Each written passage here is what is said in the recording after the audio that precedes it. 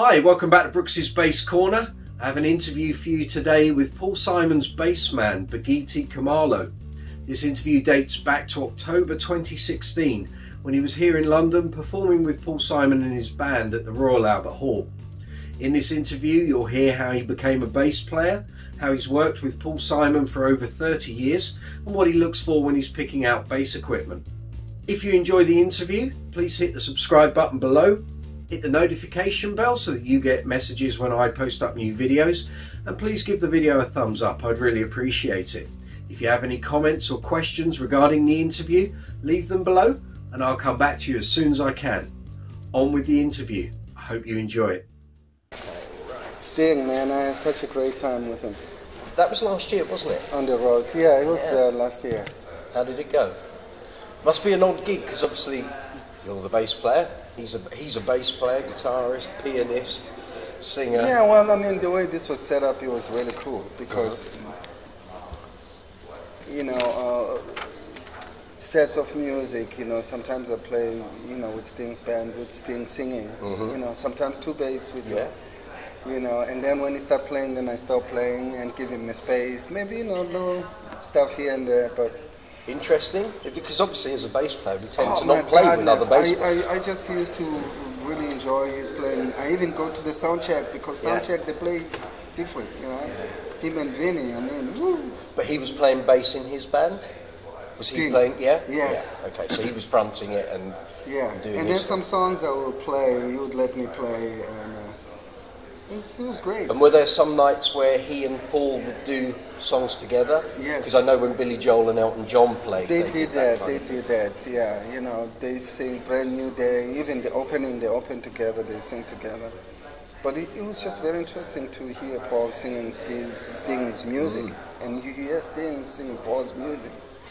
Because they both got quite high registers, voice-wise, so it's probably a good But match. the approach of the melodies is a little different, you know. Paul was singing Sting songs. He picked the songs that was good, that was comfortable for him to sing. You know. So when, back in the days when you were still in South Africa, were you aware of bands like the Police? Did you get that stuff coming? You know, it's funny you say that because, you know, in South Africa, we got more European music first than, you know, American music. You hear them on the radio, maybe the station, you know, but Beatles, you know, Police was big in South Africa. Okay, so that stuff was on the radio, you weren't relying on things like bootlegs and stuff coming Yes, it was on the radio. The bootlegs, you couldn't even have money to buy any. Sure. It was very also interesting in South Africa because even the radio station was controlled.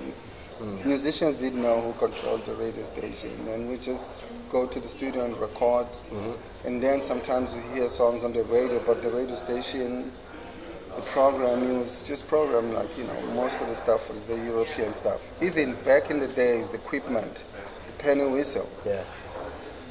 You know, Irish came and they brought the penny whistle, and then we just pick it up, play a couple of notes there, and then everybody dance, and you're like, I got it. You didn't have to go and learn it anyway. You just make a little song. Did your own thing? Yeah, you do your own thing, and then everybody start dancing. You're like, oh, that's right. This is it. So what kind of got you musically going? Was it music in your family? Was what you were hearing at the church? Music. It was amazing the way I was thinking. You know, at the very early age, you know, the music was always there. You know, I mean, sometimes I would hear melodies without hearing any music because it was so much like, you know, traditional music, people singing church songs, and you know, and then the traditional, and then ceremonies, you know, like, so it's just a bunch of information about music, you know. But my thing was like really pay attention, you know, and try to not to do a simple traditional bass, but goes to the vocal. Like, you know, play what the vocal was doing, you know, sing that the melodies of the vocal. This was so good. And how old were you when kind of you decided maybe that bass was for you? Did you start on another instrument first? Or? Yeah, it's funny because, you know, my uncle had a band, so they used to practice at home, and he'll bring his, you know, band, And then I just really like to stick around with them while they're practicing and just, just kind of enjoying the music. But then once I think I was about 7 years old when I did listening. And then by the age of 10, that's when I started to go to every house or the garage where they practice and, just try to get to know the musicians, local musicians, because they were practicing all the time. Then, once I got that, I was invited to play as a guitar player, to play the acoustic guitar because the guitar player left. So I joined the band and I play a little bit of acoustic guitar. But then the bass player left. They always leave. Yeah, they always leave. Yeah, for some reason, And for me, it's like, okay, the more space better for me because then I can choose and see what the players can do. If they can play, then I stick around for a little bit. But if not, then and already was your ear distinguishing bass lines from guitar lines? Oh yeah. You're already getting the rhythm thing and the melody. Yes, all of that stuff was there because of the stuff I'm hearing in the radios, and hear people singing. So all the bass, it's there. James Jamison. And did you realise even at that early age that we make people dance? If you take the bass out, they don't dance. As soon as you add the bass in, man, the bass, you can just play bass and drums and just get the whole crowd dancing. That was that thing. So I joined the band and then from guitar to bass. Once I stay on the bass, that's when things started to and I just love the sound of the instrument because it was so big, And but then I started to do that, and I just keep practicing and stay with musicians and run away from home. My parents didn't know where I was. Running around with the other musicians, learning all kinds of stuff, bad stuff, good stuff. Yeah. So when Paul came to South Africa, you were working as a mechanic. So was that your day job, and then you were playing in the evenings, or was it just? No, I was doing a lot because what I was doing was I was working because my mother was sick and I didn't really have enough money to take care of her. Okay. So then, then I took the job as a mechanic. I worked as a mechanic, not even fixing anything, just running around, The guy said, get me this, get me that, all day with my greasy hands. Be careful with your hands. Yeah. But, I was doing that, but, trying to really my mother, thinking about my mother. She's going to be leaving soon. And but then the next thing I get this call, one of the guy who was more responsible for the musician in South Africa. He's the guy who helped Paul to put the Graceland together because he was like a producer in South Africa. Really big guy. If you go past this guy, you're good. Yeah. And then. So you were already on his radar. He already knew of you. Yeah, he knew of me because every time, when I have some time, like during the week, weekends, or maybe after work, I go to the studio and record a bunch of tracks for him with the traditional people, and just tired from my work. But I said, hey, this is what I love to do, so I'll do it. Then I did that, and then there was one of the group that recorded the song Boy in the Bubble, the Sutu group, and I played on their record. And that's when Paul went to South Africa. And they played him these tracks, and one of the tracks was that Boy in the Bubble, and he's like, I like this. Yeah. So that's how I got a call. Okay. And at that point, obviously before working with Paul, did you already kind of have your style that you play? Your voice is very, because you play a lot of fretless, but it's not necessarily Jacko fretless. And I had no choice. I had no choice, because now my mother bought me that fretless 1972, which is and I still what was got it? What was it? What make? Watchband B40. B40. Yeah. My mother bought that because that was the cheapest instrument that I could afford in South Africa. So I bought the bass for $100, and then. I think it's earned its money. It's earned its living. Yeah, but the thing was, it just kind of take me to the level, to the place where it needed to go, to go to the voices things, because that's what I was listening before. I was listening to this vocal thing. So when I got the fretless, and I was like, wow, this thing is like a voice. This thing can sing.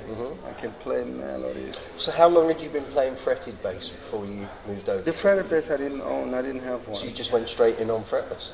Yes, because when you join the bands, like in South Africa, they have the instrument.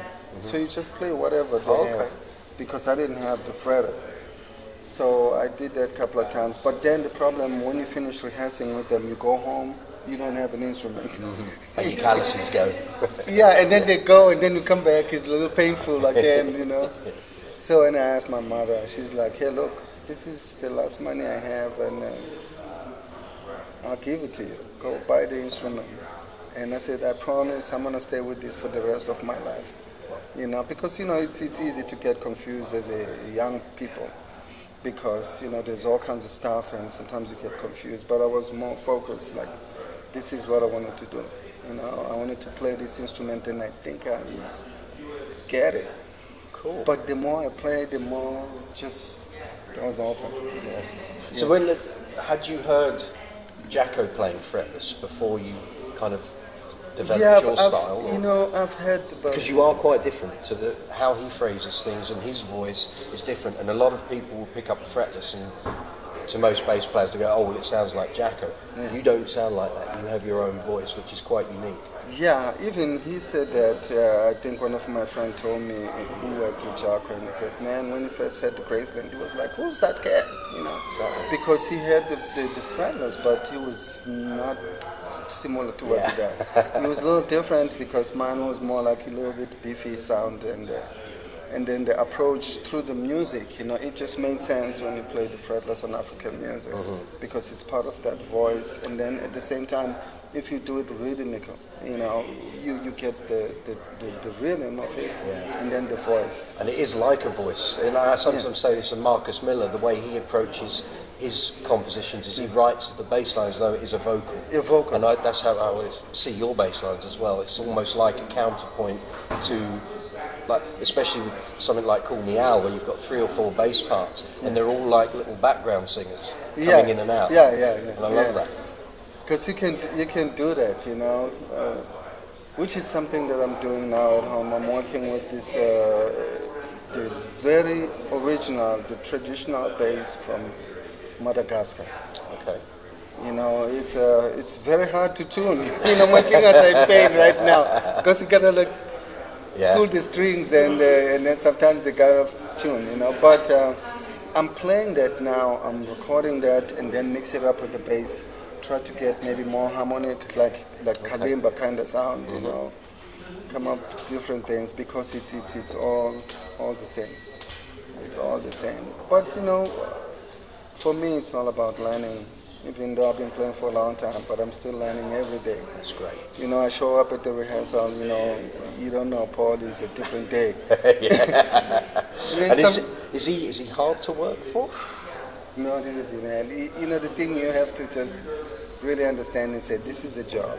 Well, you know, you're here to deliver, so I think you just got to learn, you know, and have an open mind of learning. Because you just never know. I mean, I would play the songs, play like I played on the Graceland. He says, man, you've been playing this like that for a long time, and you know, I'm so tired. Do you have any other ideas? And then he opens the gate for me. When he says that, oh, yeah, I just... When it's a blank canvas, you can... Yeah, then I started to, you know, to approach, you know, the song a little different. And then he says, no. Okay. That's too much. You know, just play what you've been playing. And every night, do you... I don't mean change what you play, but do you add little pieces of colour into your playing each night just to keep it interesting for you? Well, of course, it's a different day. It's a different night, you know, so... the approach is different, the venue is different. You know, for me, here's the thing now, it's not really about just playing, but it's about understanding the acoustics. You know, because I've been playing in many places, and every room, it's different. It's either they have wood or they have, you know, cement, or so now you got to figure out what the sound will be in order not to go there and become a mess. Because some rooms, when you play the bass, it just stays in the air for a long time, you know, and it creates a lot of problems. Do you use in-ear monitoring? Or do you go with monitors on the stage? Yeah, back and forth. Okay. You know, I mean, I'm still trying to get used to it. But the thing is that about the ears, it's good to hear exactly what you want to hear. Yep. But the problem is the ambience.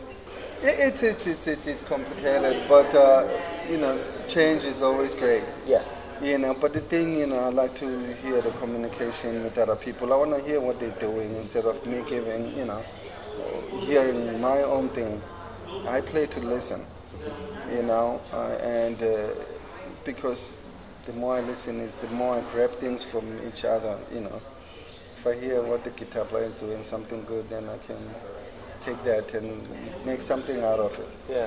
And do you listen to a lot of, like, as albums come out by other artists, other bands, are you constantly listening for things and thinking, I really like that, I might be able to pull that into what I play? That's one thing I don't do. Okay. I don't listen because I want to be open-minded to create.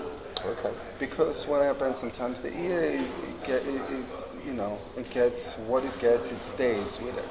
You know, like you listen to this album and then something grabs you, then you play over and over, and then by when you start to play your own thing, you're not going anywhere because you're just doing what has been done. So my thing, I'd rather listen to a different type of instruments, music without the bass. Okay. So that I can hear the bass, I can grab the bass from this, you know, other high-end, you know, instrument. Okay. It's really about, you know, listening to stuff. Even when I'm driving, I don't listen to anything because I want to come up, I want to hear the things, you know. Okay. So in that case, how do you keep up with who the other bass players are that are pushing things forward? Do you purposely go and maybe look at websites, you know, YouTube I read stuff? And I go to the website and, you know. Do you go out to gigs? Do you go and watch other artists play? Depends. It depends. I don't go to bass players' gig. It's really funny because, I mean, I really appreciate everybody and enjoy everybody. But, you know, I try to, like, really learn and get more information about different. Because the bass, I mean, I've been doing this and I'm playing this every day. You know, so, and I know about everybody. And sometimes we play together, you know, like the NAMM show, Bass Player Live, and, you know. And the Warwick Cat. And the yeah, you know, so you know about everybody, and but you know, like sometimes it gets too much lost. Like when I go to these places, NAMM, because it's like people they practice all day long or every week long to go to NAMM and showcase that thing. It's like you can't do that. Just go record. You can't cram it. No, because you know you're like really fighting it, and then the guy next to you is playing, you know, bass again, and so it's just chaotic. You know, but my thing, I just like studio work because then the studio work you get a chance to hear your instrument. Do you feel like you're an artist, almost like a painter? You've got a blank canvas. Right. I'm going to use these colours and these shades and. Yes, you put the colors together. You paint in the picture. You know, the studios, it makes you create. I grew up in the studios, so that's why I prefer studio than live concert. Okay. But for me, to play live, it's good because then... Yeah. Well, you've got a barometer to measure what you're playing is communicating to the audience, I guess. Okay. And it helps me too, you know, like when I play live and then when I get booked for the session when I finish the tour, my chops are much better. Yeah. You know, because I'm playing every night, like maybe 3 nights. So. But, and then the sound, because I'm so used to the live sound, now I've been playing the live sound for like 2 months every day. Yeah. Now when I go to the studio, it's a whole different thing. Now when I listen to the bass pickups, because it's all about the electronics now, you know, the companies that they build the instrument on, I make sure that it's not just my hands. My hands, I've done that with the $100 bass, you know, to get that good sound. So now my thing is to like how to match that sound, because I don't want to lose what I've created. That's the voice, you know, that's my voice, and that's why sometimes it's hard to, when you play with a lot of bass players and you hear them a lot, because then you started to be dragged to their own thing. Okay. You know, like Victor Wooten once said, you know what works for me might not work for you. You know, the way I play, I can play a lot of notes, or I can, you know, but I'm making a living. I think you have a very distinguishable voice. So when people hear you're playing, they know it's you. And that, for me, is usually the mark of someone who has spent time and attention trying to create their personality. Like Brian May. No other guitarist sounds like Brian May. Even if they use a Brian May guitar, it doesn't sound like him. Billy Sheehan is kind of, he is him. Jacko the same. James Jameson the same. You know, the rock, like John Entwistle. Yeah. Very few bass players sounded like John Entwistle. Yeah. He, you know, you could hear it was him. It's like Chris Squire. Exactly. I mean, and then the arrangements of his music. Did you have Yes? Were you open? You know, did you have exposure to Yes when you were in South Africa? Because a band like Yes isn't really radio friendly, or it wasn't then. No, they were there. You know, they were there because that was the market. You know, also too because the record companies were more. Oh, okay. I guess they were on Atlantic Records, so they probably would have been. Yeah, Gallo, EMI record label. They were in South Africa, so they bring the international from Europe. Okay. So I knew about Chris Squire, and then I had a chance to meet him like 4 years ago.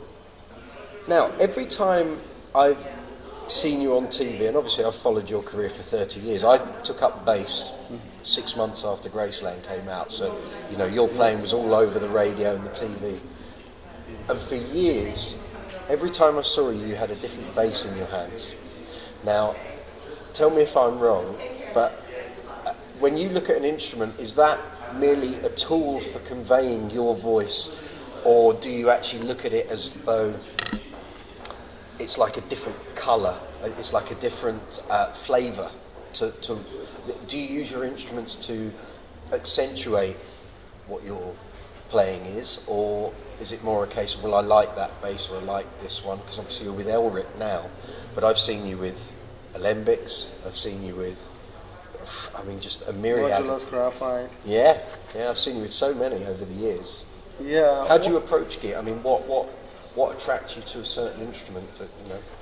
Well, you know, my thing is to just to listen to the electronics, all these preamps that they use for the basses, to see differences.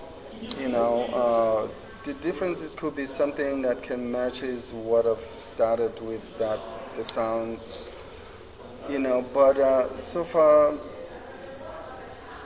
everything. I mean, every instrument is different, and then some other reasons I can use the instrument because I want to change on the record. Like if I'm playing on the project, maybe a different song, and I feel like maybe that needs a little bit of that because it's maybe a brighter song, or it's just a song that needs more slapping. You know, it's not more like, you know, playing melodies. Or so then I accept that change. You know, that's why I keep trying all these instruments. And then try to stay away from instrument that everybody plays, because then you just sound like anybody. Sure. You know? But you still gotta hear this, my way of playing. It's all about the electronics, which is the science that I'm learning from the scientist and the builder. What they build this instrument to understand, so that when my time comes to, you know, give this to the young people, then first of all, before they start playing, they gotta know about the electronics. So do you prefer to have the preamp doing the work in the bass? Yes. Or do you prefer to let the amplifier? And have the you got one of them? I'm coming to. Have they given you one of these? Yeah. Have you got one? I got one of that, yeah. The amplifier it's a whole different thing. That's why I'm sticking with Aguilar, because I use Aguilar preamps. And so everything is kind of similar. You know, it's not taking away from the other one. It's really nice and balanced. You play the low B, it's just... Yeah. And do you use amps and preamps as in external outboard gear when you're in the studio, or do you just prefer to go straight from the instrument and DI it that way?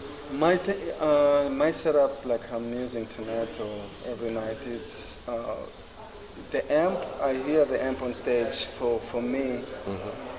And then it goes out to the output, and then the input, the DI.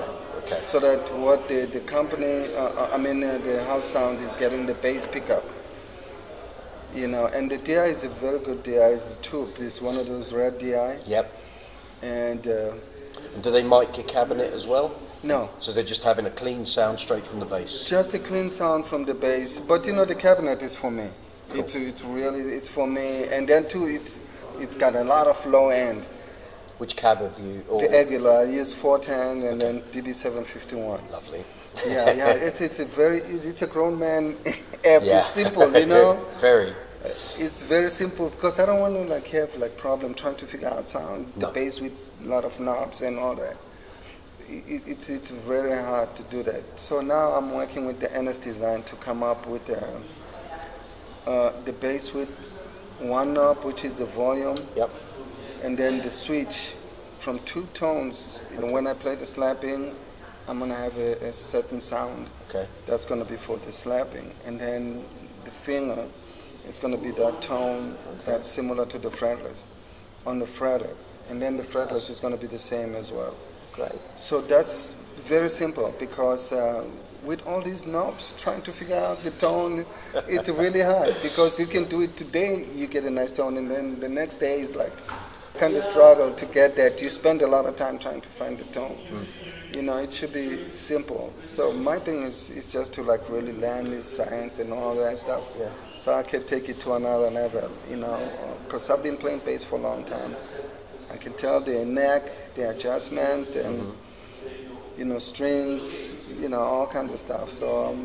And do you have quite a big collection of instruments at home? Do you have like a big arsenal, or do you just have like 3 or 4?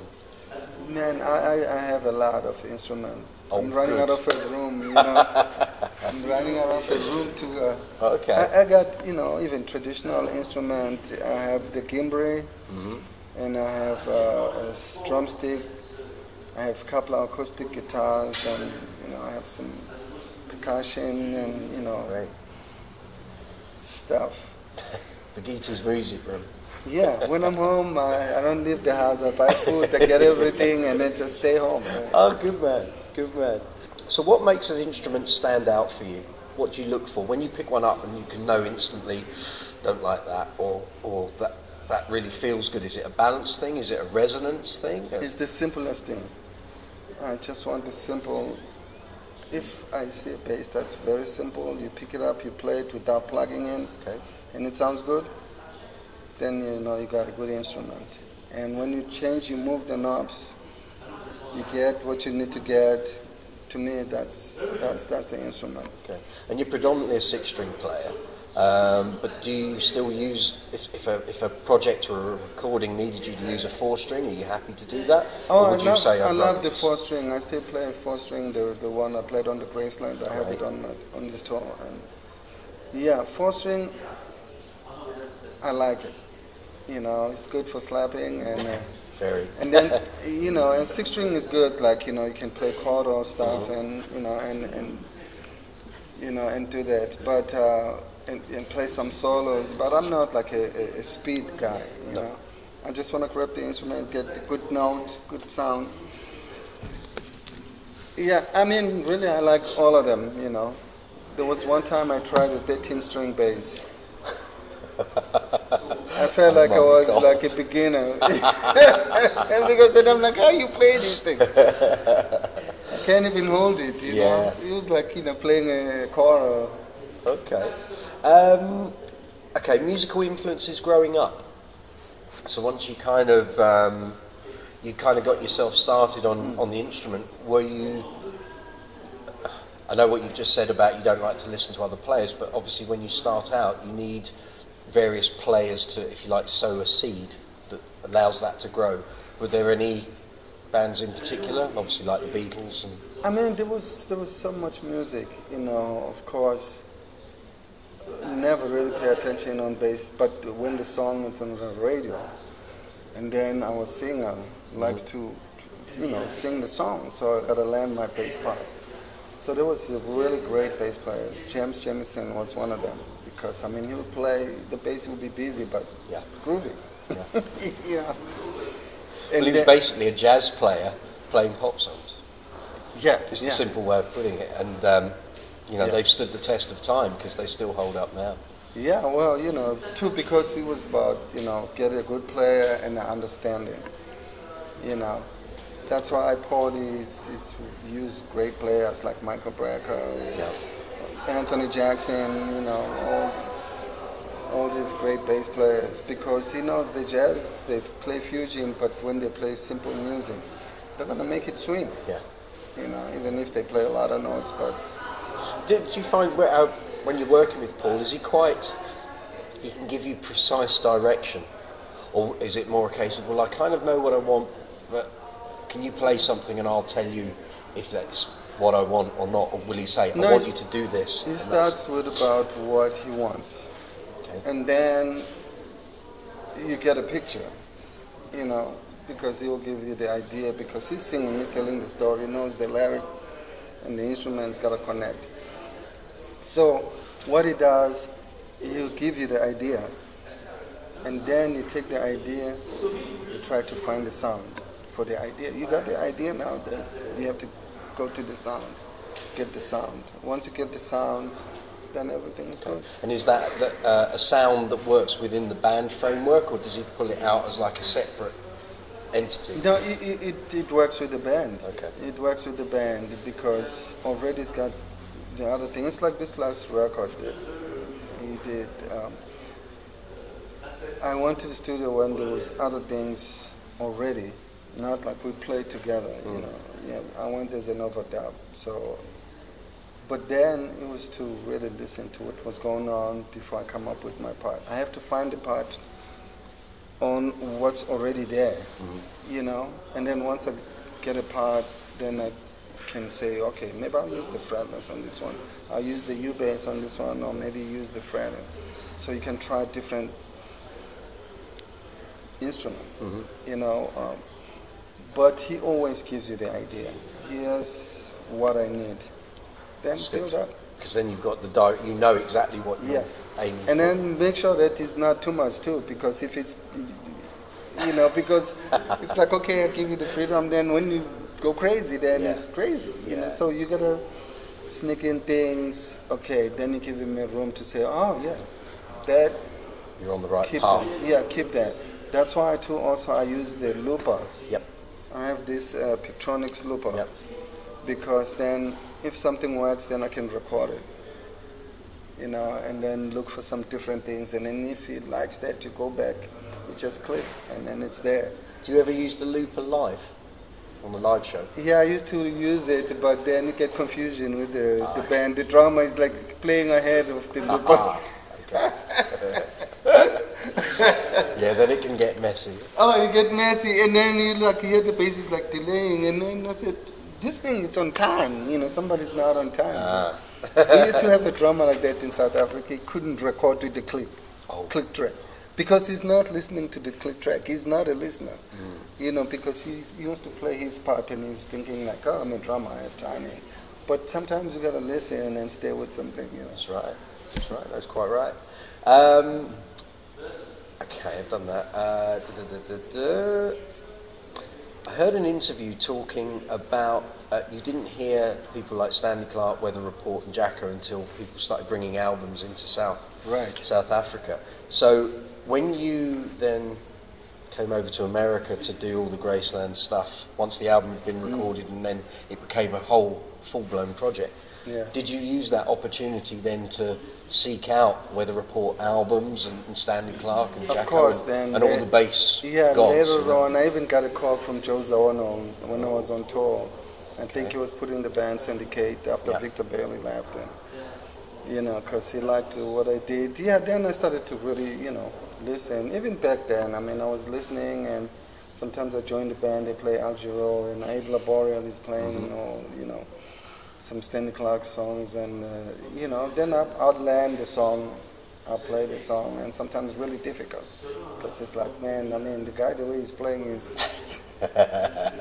you know, but then I land, but you know, when I go play for the township people, I just keep it simple for them, you know, but yeah, later on, after the Graceland became a monster, I met a lot of bass players that they came to me to say, man, what the hell did you do there? It was, I think, at the time. I mean, I listened back to it the other day, and it's 30 years on, and it still sounds very fresh, which to me is usually the sign of a good album.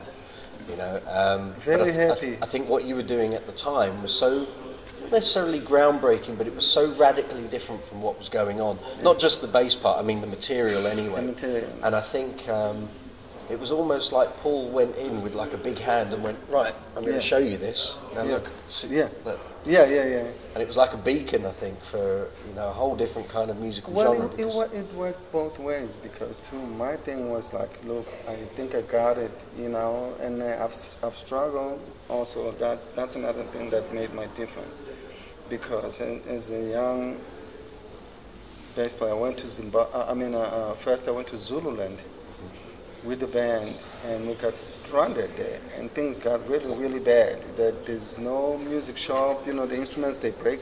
Yep. You can't buy the strings, and we're struggling. We can't go back. The van is broken, and the band is angry at each other. We're angry at the manager. Why am I here? I want to go home.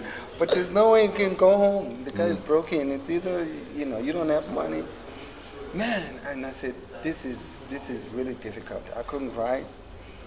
I'm in the middle of Zululand. But then I started to think about, man, these people, they live here. Let me go visit.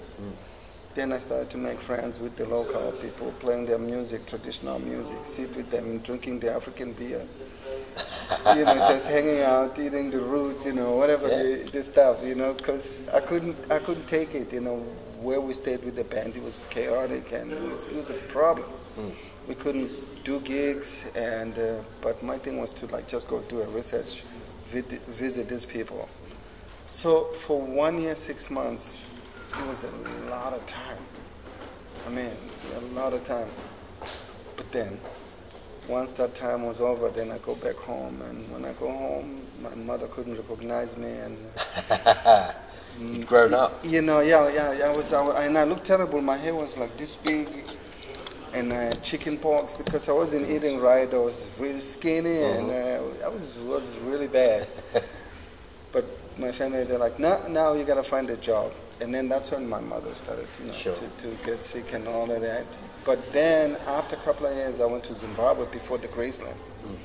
I got an opportunity to go to Zimbabwe with the band. And then same thing happened, similar to that. When we got to Zimbabwe, all the South Africans, they got excited because, the place is like freedom. Everything is open 24 hours there, hotels, girls, everywhere. It was a mess. And then they ripped their passport. They're like, man, I'm not going back to Johannesburg again.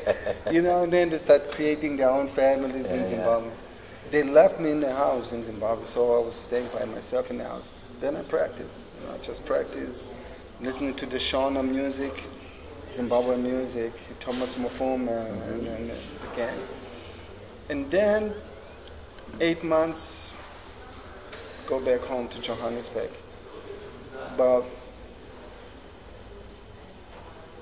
like a few months later, I get a call for the Graceland. Now I'm well informed with the Zulu music, bass lines, and then the Zimbabweans. So all that stuff that I put together, and it was like a twisted path, but it came together at the. It came together, point. And then also too, because I wanted this to happen, it just didn't happen. I had a plan, and I said, what, this place is crazy. There's all kinds of stuff happening, shooting, killing, and all that stuff. But what I'm looking for is this. I'm gonna stay with that, and then I stay with it. But when the Graceland came, I let everybody know that I'm here. You certainly did. Okay. And on the shows with Paul at the moment, are you using your Elric basses or? No, I'm using the NS design. I'm using the. And is this going to be a signature model? Yeah, it's going to be a signature model. Okay. I like the instrument because really they're giving me the sound that I'm looking for. But the thing is now to put these partners together. Aguilar has got to come up with some good pickup, preamp, and then so that it matches everything. And then, but I like the feel of the instrument. And the bridge, the setting, it's not like the traditional bridge that you can move around, it's different. It's like an acoustic guitar bridge. Okay, so like a fixed. Yeah, and it's a still, and it's sustained very long. You know, it's really, it's giving me the things that I'm looking for. So, you know, we'll build on that. Cool. And the U-bass thing, do you use that often? Is that, and did they come to you, or did you search them out? Or the U-bass? Yeah. Well, Rick Carlson, who's a uke rep, we used to be friends from back in the day where he used to work for SWR. I met him during that time. And about 6 years ago, he joined the Color. When I went to the NAMM show, and then I saw him with the Color, and I'm like, man, what is this now? You build the instrument for kids. And it's like, no, this is not for kids, you know, it's a real instrument. Well, we're trying to, like, you know, growing the instrument, and then so we need people like you to tell us what we need to change or what we need to fix. So then he gives me the instrument, and then I play the instrument. At first it was really hard to play because it's small. It's very tight. Yeah, and then the strings are like this high. And then I said to him, man, what, you want to kill the bass players? You won't be playing Call Me Al on there. Oh, no. So, you know, and then I tried the instrument for a while, and as I tried the instrument, and I said, man, this is nice. Because what I'm listening now is the sound is not about, you know, those things that can be fixed. You know, like the bridge, how you can bring it down a little bit, or extend the neck a little bit, you know, change a couple of things. And then I said to him, man, I like it. I couldn't stop playing it. And I said, man, I like this. This is like a good practicing pad. And then also, too, it sounds good. Have you used it on recordings? Oh, yeah. Okay. Yeah, and I'm playing it on the show as well. I play the solid body, and I'm playing the acoustic as well. Cool. And the thing, they're too big, you know, the sound is... Yeah, got to rein it in a bit. Oh, yeah. But it's really great. It's great. You know, the thing also too is the technique, how you play it. You can't play like a traditional bass. No. You know, no, it needs a different approach. It's almost like, do you remember the Ashbury bass? Oh yeah, the one with the rubber. Rubber. You had to put talcum powder on. Oh, that one I hated it because it couldn't stay in tune. You know? Yeah. But you know, the strings are really good. They polyurethane strings, and they much tighter. And then Hutch Hutchison, I think he has the steel. It's almost like a steel string. Yeah. Okay. And your affiliation with Aguilar, how did that come about? Again, did you go approach them, or did they approach you? Aguilar. Because again, I mean, like I said, I've seen you with loads of instruments, I've seen you with loads of amplification over the years. Yeah. So. Well, I met Aguilar, you know, during the music convention, and I tried this stuff, and I really liked what I had. And then the fact that, you know, when I tour, they always make sure that I get the stuff, and, you know, like I go to Los Angeles, I don't have to worry about, you know, it was an easy communication at first. And the communication, it became really like, you know, what they can do for me and what I can do for them. Yeah. You know, I like this stuff. And too, because they're in New York, so for me it was much easier to deal with. Because you're in Pennsylvania, aren't you? Now I'm in Pennsylvania, but before when I used to live in Long Island, you know, so we became good friends, you know. But I like this stuff, you know, and they have a lot of bass players playing the product. Yes, they do. And it sounds good. They're bass players too, Dave. And are there any artists or bands that you would still like to work with? Just anybody, you know. I would love to tour with Stevie Wonder. Whoa! I mean, I've worked with you George. And Nathan should go and form a formidable. Yeah, I saw him on the last night on